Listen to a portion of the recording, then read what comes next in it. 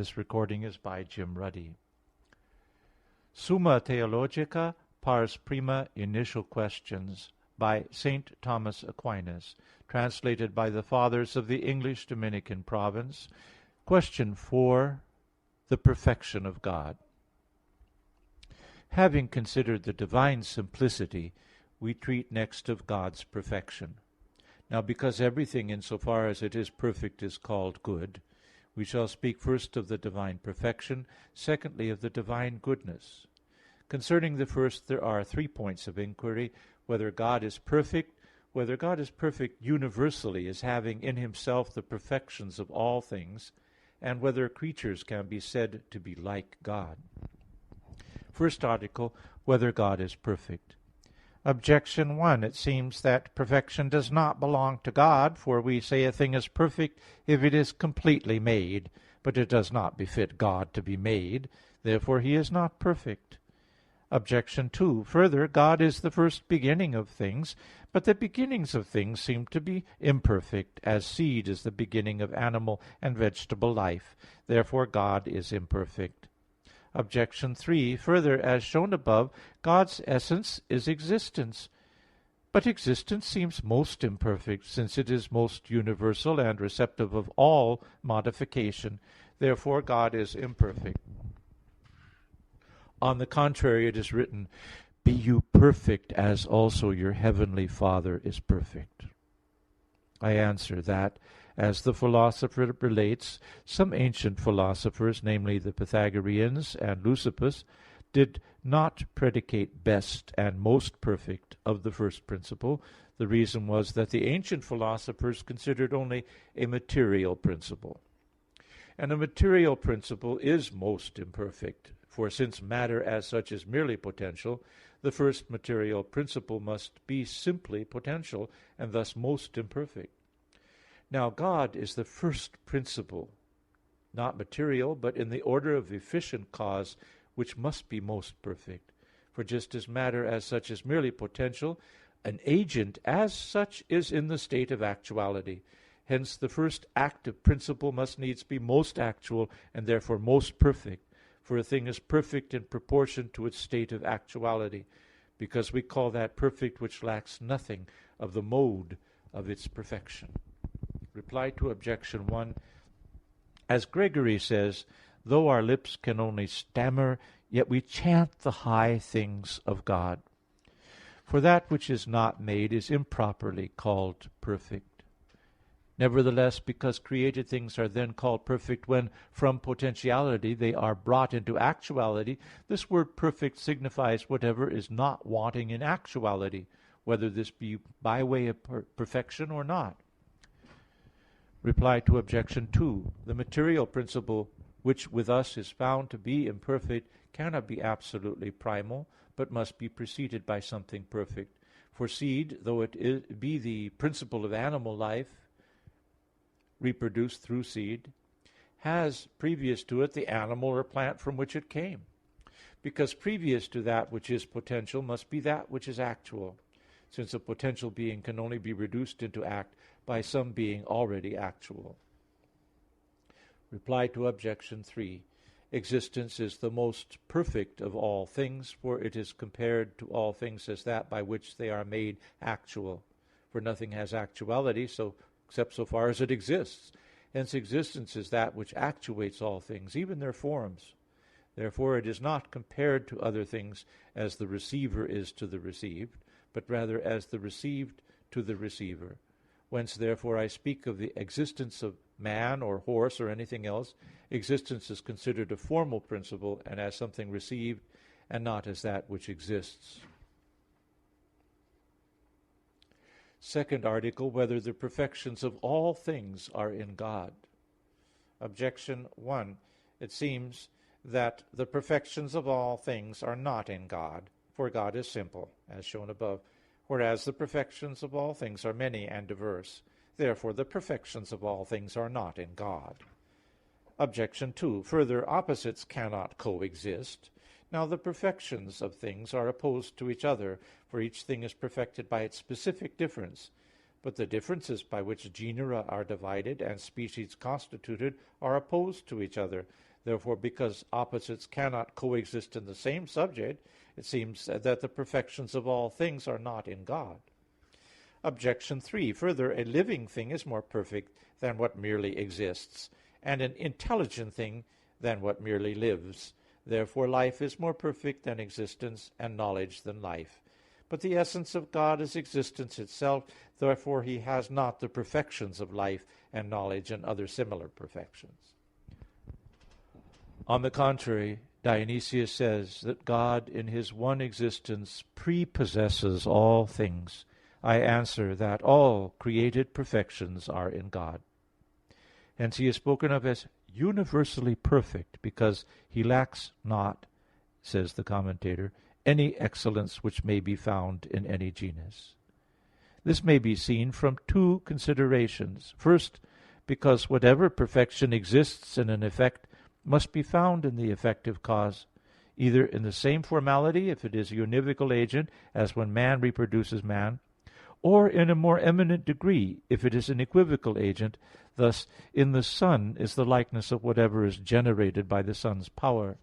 Now it is plain that the effect pre-exists virtually in the efficient cause, and although to pre-exist in the potentiality of a material cause is to pre-exist in a more imperfect way, since matter as such is imperfect, and an agent as such is perfect, still to pre-exist virtually in the efficient cause is to pre-exist not in a more imperfect, but in a more perfect way. Since therefore God is the first effective cause of things, the perfections of all things must pre-exist in God in a more eminent way.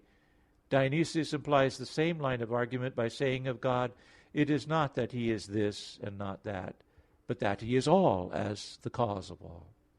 Secondly, from what has been already proved, God is existence itself, of itself subsistent. Consequently, he must contain within himself the whole perfection of being. For it is clear that if some hot thing has not the whole perfection of heat, this is because heat is not participated in its full perfection.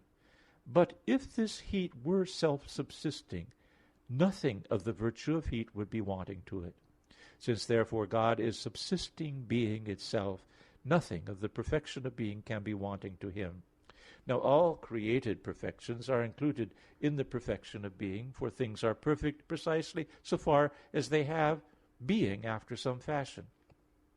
It follows, therefore, that the perfection of no one thing is wanting to God.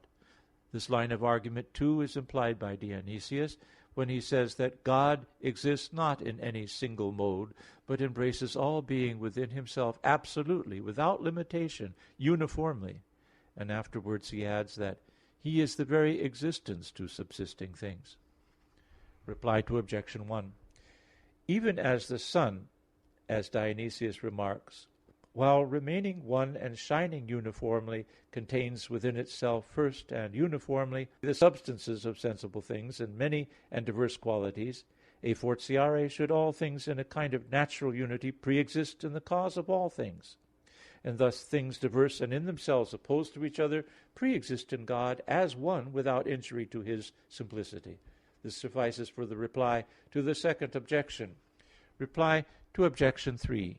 The same Dionysius says that although existence is more perfect than life, and life than wisdom, if they are considered as distinguished in idea, nevertheless a living thing is more perfect than what merely exists, because living things also exist, and intelligent things both exist and live. Although therefore existence does not include life and wisdom, because that which participates in existence need not participate in every mode of existence, nevertheless God's existence includes in itself life and wisdom, because nothing of the perfection of being can be wanting to him who is subsisting being itself. Third article, whether any creature can be like God.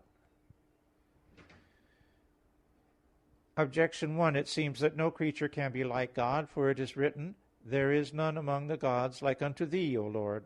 But of all creatures the most excellent are those which are called by participation gods. Therefore still less can other creatures be said to be like God. Objection 2.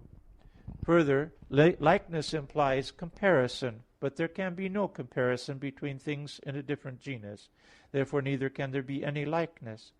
Thus we do not say that sweetness is like whiteness, but no creature is in the same genus as God, since God is no genus, as shown above. Therefore no creature is like God. Objection 3. Further, we speak of those things as like which agree in form, but nothing can agree with God in form, for save in God alone, essence and existence differ. Therefore no creature can be like to God. Objection 4. Further, among things there is a mutual likeness, for like is like to like. If therefore any creature is like God, God will be like some creature, which is against what is said by Isaiah, "To whom have you likened God?" On the contrary, it is written, "Let us make man to our image and likeness. And when he shall appear, we shall be like to him." I answer that since likeness is based upon agreement or communication in form, it varies according to the many modes of communication in form. Some things are said to be like which communicate in the same form according to the same formality and according to the same mode, and these are said to be not merely like, but equal in their likeness, as two things equally white are said to be alike in whiteness. And this is the most perfect likeness. In another way, we speak of things as alike which communicate in form according to the same formality, though not according to the same measure, but according to more or less, as something less white is said to be like another thing more white, and this is imperfect likeness. In a third way, some things are said to be like which communicate in the same form, but not according to the same formality, as we see in non-univocal agents. For since every agent reproduces itself so far as it is an agent, and everything acts according to the manner of its form, the effect must in some way resemble the form of the agent. If therefore the agent is contained in the same species as its effect, there will be a likeness in form between that which makes and that which is made, according to the same formality of the species, as man reproduces man. If, however, the agent and its effect are not contained in the same species, there will be a likeness, but not according to the formality of the same species.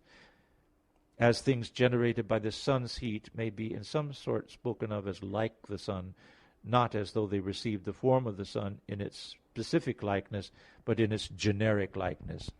Therefore, if there is an agent not contained in any genus, its effect will still more distantly reproduce the form of the agent, not, that is, so as to participate in the likeness of the agent's form according to the same specific or generic formality, but only according to some sort of analogy, as existence is common to all.